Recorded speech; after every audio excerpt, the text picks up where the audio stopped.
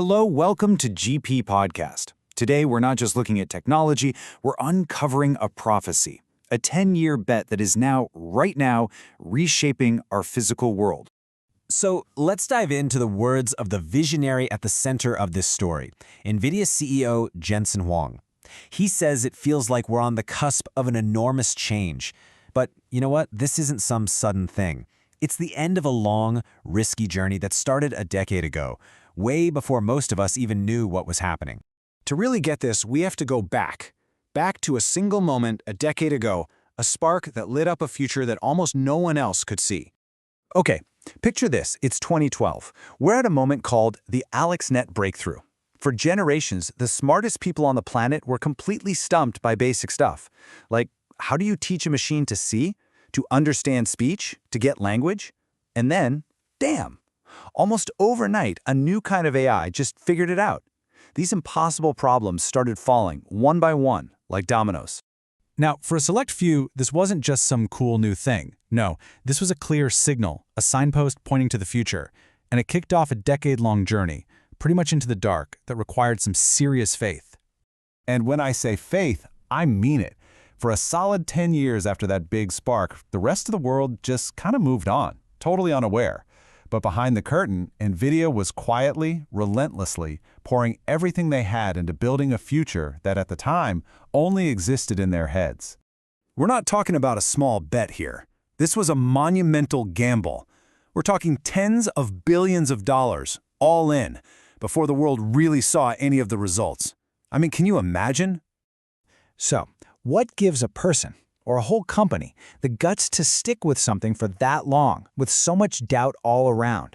Well, the answer is in a set of core beliefs, almost like a code, that guided every single decision they made. All right, so their whole game plan basically boiled down to three ideas. First, the future isn't about general-purpose computers, it's about specialized, accelerated ones built just for AI. Second, these AI models, they can just keep getting bigger and smarter forever. There's no known limit. And third, and this is the craziest one, AI can learn from any kind of data, not just text and images, but anything. And that third belief, that was the absolute game changer. Because if an AI can learn from text, well, what's to stop it from learning from physical actions? This is the moment where the digital prophecy starts to literally bleed into our physical reality. We're talking about something called physical AI. This isn't just code running on a server somewhere. This is intelligence inside things that actually move in the real world. Self-driving cars, delivery drones, yeah, even humanoid assistants. Anything that has to navigate and interact with the world around us. How they're pulling this off is it's elegant, and it's a lot like something we all know now, ChatGPT, right? Think about it. ChatGPT creates plausible text. The next step is an AI model that can create plausible physical actions. But remember how early chatbots would just make stuff up? They hallucinated. They had to be grounded in facts from the web to be useful. Well, robots have that same problem, but if they hallucinate, things can get really bad. So instead of grounding them in web pages, you ground them in the ultimate source of truth, the laws of physics. They learn inside these perfect digital worlds, simulators, where they can try something a million times and fail without anyone getting hurt. That's how we're stepping into this new world of robotic companions. So what does this world actually look like when that 10-year vision finally comes true? The prediction is simple, but it's massive. Everything that moves will be robotic. And this isn't some far-off sci-fi fantasy. It's happening soon. And don't just think about factories and warehouses. No, this is about weaving intelligence into our everyday lives. Our cars will handle the traffic jams. Our homes will know what we need before we do. All those little boring chores, they're just gonna fade away, handled by automated systems.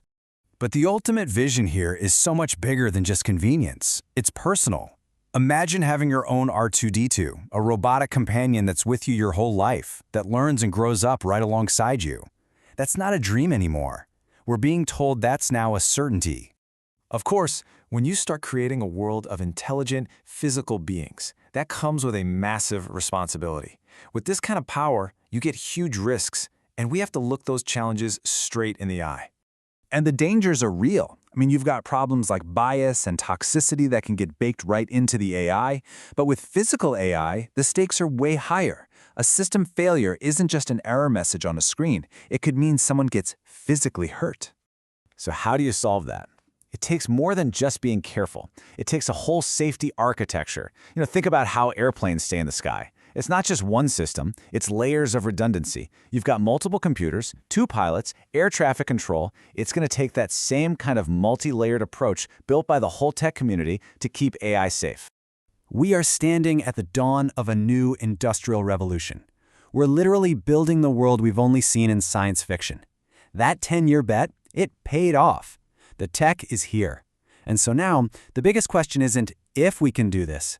The question is, how do we make sure these intelligent machines reflect the very best parts of us? If you liked the video, subscribe, leave a like, comment on what you liked most, and share the video.